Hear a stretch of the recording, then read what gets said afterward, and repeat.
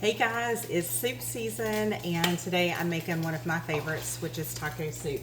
So all you've missed me doing is browning 2 pounds of ground beef.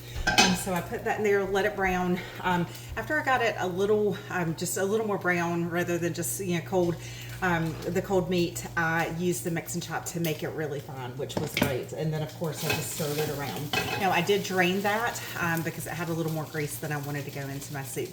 So just a simple direction. So if you are doing a single batch, you would want to do a larger can of tomatoes, a single can of corn, just whole kernel corn, and then a small can of kidney beans. You could do black beans, really your favorite bean.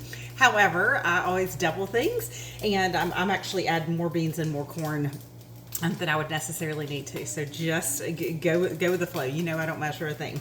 All right, so I've already got some of the ingredients open, but I will use the can opener on this can here. I love the can opener. Once you figure it out, I think you will too. So let me know. I actually did a little video last night with a friend that was having some trouble with it. But you want these 2 circles at a 90-degree angle on your can. If you'll start at the logo, it makes it a little bit easier. So I will just go around. Once you can pick it up, it is good to go and ready. So I'm just going to go all the way around. And what's happening here is you're not cutting the metal, you're lifting the glue all the way around. Once you've completed it, you just do a quarter turn to take that off. You're going to just quickly do that. And look, there's no metal down in your can. It's not sharp, so I love that. So we're going to add 2 large cans of tomatoes.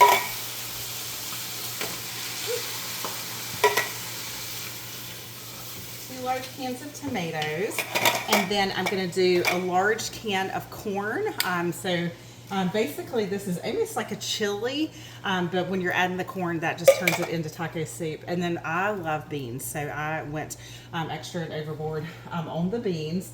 What I did do before you guys came on was I opened these, drained them and rinsed them. So that's up to you. If you like to keep all the canned juices in there, you can. Final step, you can use a pack of just a powder ranch seasoning and a powder taco seasoning. So per pound of meat, you'll do 1 of each. So I'm doubling that. I buy these in bulk because we use them all the time for all sorts of things.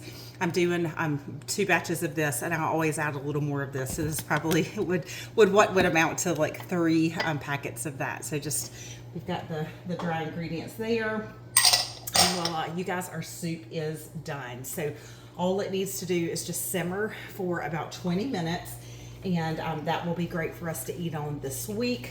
If I have leftovers, I can easily throw it in the freezer. This is also a great recipe that I love to make and then just put it in the crock pot and let it smell good in the house all day. So we're getting our week off to a great start with some taco soup.